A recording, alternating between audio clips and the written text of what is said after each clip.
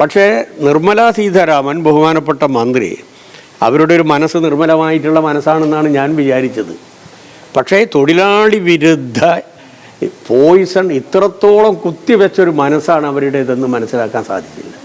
ബസ്സിൻ്റെ അകത്തുനിന്ന് ഇറങ്ങുമ്പോൾ യാത്രക്കാരൻ്റെ കയ്യിലുള്ള ലഗേജ് നോക്കിയാൽ നോക്കുകൂലി കൊടുക്കണമെന്നാണ് പറഞ്ഞത്. ഇത് അവിടെയുള്ള തൊഴിലാളികളുടെ ഇടയിൽ BMS ഉണ്ട്, BJP അനുഭാവികളുണ്ട്. അവരെ അടക്കം അപമാനിക്കുന്നതാണ്, അവഹേളിക്കുന്നതാണ്. ഇങ്ങനെയുള്ള എന്തെങ്കിലും ഒരു സംഭവം കേരളത്തിലുണ്ടോ? ഇപ്പോൾ ചുമട് രംഗത്ത് ചില തെറ്റായിട്ടുള്ള സമീപനങ്ങൾ ഒരു കാലഘട്ടത്തിലുണ്ടായിരുന്നു.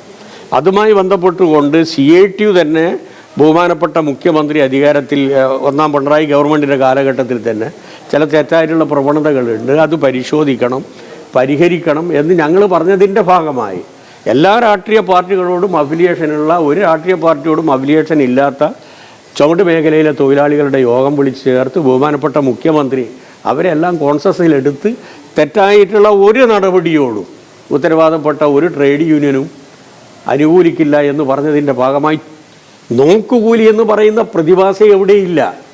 പിന്നെ ഒറ്റപ്പെട്ട ചില സംഭവങ്ങൾ എവിടെയാണ് ഇല്ലാത്തത്? ഇന്ന് നിങ്ങൾ പത്രം വായിച്ചു കഴിഞ്ഞാൽ ഒരു ജഡ്ജിൻ്റെ വീട്ടിൽ നിന്ന് കൈക്കൂലി എത്ര കോടിയാന്ന് പറഞ്ഞേ? ആരോപണം ഞാൻ പറയുന്നത് ഡോക്ടർമാർക്കെതിരായിട്ടുള്ള ആരോപണം ഇല്ലേ, അധ്യാപകർക്കെതിരായിട്ടുള്ള ആരോപണം ഇല്ലേ, രാഷ്ട്രീയക്കാർക്കെതിരായിട്ടുള്ള ആരോപണം ഇല്ലേ, വക്കീലന്മാർക്കെതിരായിട്ടുള്ള ആരോപണം ഇല്ലേ? ഒറ്റപ്പെട്ട നിങ്ങളുടെ കടയിൽ തന്നെയുള്ള ആൾക്കാർക്കെതിരായിട്ട് ഞങ്ങൾ എത്ര പറയുന്നുണ്ട്? ഒറ്റപ്പെട്ട ചില സംഭവങ്ങൾ ഉണ്ടാവും.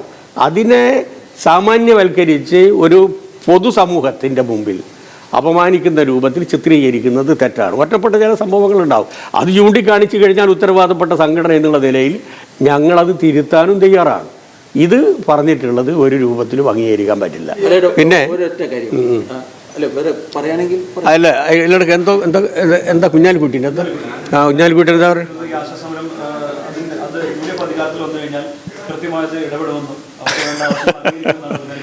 ഞാനേ VSൻ്റെ ഗവൺമെൻറ്റിൻ്റെ അകത്ത് വൈദ്യുതി വകുപ്പ് കൈകാര്യം ചെയ്തൊരു മന്ത്രിയായിരുന്നു ഞാൻ.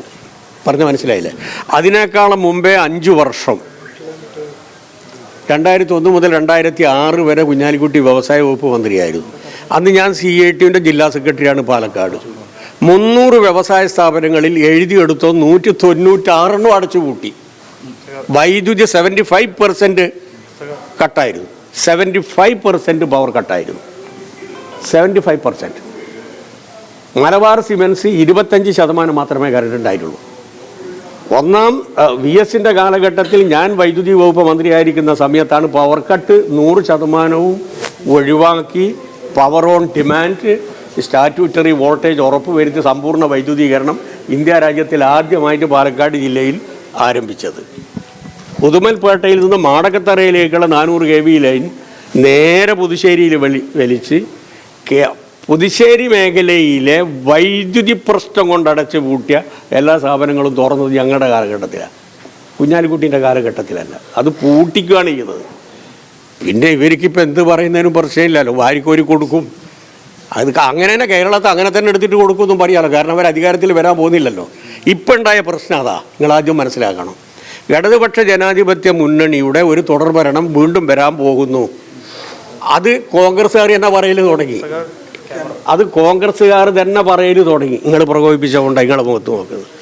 അപ്പം അതിൻ്റെ ഭാഗമായിട്ട് ഗ്രഹണി പിടിച്ചിരിക്കുകയാണ്. ഇനി പല പിച്ചും പേയും പറയും, ഇഷ്ടം പോലെ ഞങ്ങൾ ശമ്പളം വർദ്ധിപ്പിച്ചു കൊടുക്കും, DA കൊടുക്കും. ഇത് പറയുന്നതിന് എന്താ പ്രശ്നമെന്ന്? അങ്ങനെ ഞാൻ പറയില്ല, ഞാൻ പറഞ്ഞത് മാത്രമേ പറയുകയുള്ളൂ. പറഞ്ഞ മനസ്സിലായില്ലേ? എല്ലാം കൊടുക്കുമെന്ന് പറയാലോ, ഒരു പ്രശ്നവും ഇല്ലല്ലോ, യാതൊരു പ്രശ്നവുമില്ലല്ലോ, ഒരു ബാധ്യത അവർക്ക് വരാൻ പോകുന്നില്ലല്ലോ. ഒരു കാര്യം കൂടി, വീണ ജോർജ് ഇപ്പൊ തിങ്കളോ ചൊവ്വയായിട്ട് കാണുന്നതാണ് കേന്ദ്രമന്ത്രി. കഴിഞ്ഞ ദിവസം ഇവിടെ വരുന്ന സമയത്ത് മന്ത്രിയെ കാണുമെന്നാണ് പറഞ്ഞിരുന്നത്. പക്ഷെ അതിന് അപ്പോയിന്റ്മെന്റിന് വേണ്ടി റിക്വസ്റ്റ് കൊടുക്കുന്നത് അതിന്റെ തലേ ദിവസമാണ്. ക്യൂബൻ ഡെലിഗേഷനുമായിട്ടുള്ള മീറ്റിംഗ് വളരെ മുമ്പ് നിശ്ചയിച്ചതാണ്. അപ്പോൾ മന്ത്രിയെ കാണൽ ആയിരുന്നില്ല പ്രിഫറൻസ് എന്നല്ല ഇത് മനസ്സിലാക്കാൻ? അല്ല, അത് നല്ല വിശ്വാസത്തിൽ 2 മന്ത്രിമാരും പറഞ്ഞിട്ടുണ്ട്. നദ്ദയും പറഞ്ഞിട്ടുണ്ട്, വീണ ജോർജും പറഞ്ഞിട്ടുണ്ട്. അവിടെ നിന്നേച്ചാൽ മതി. അതിൻ്റെ മുകളിൽ ഞങ്ങളൊരു വിവാദം ഉണ്ടാക്കാനൊന്നും ആഗ്രഹിക്കുന്നില്ല.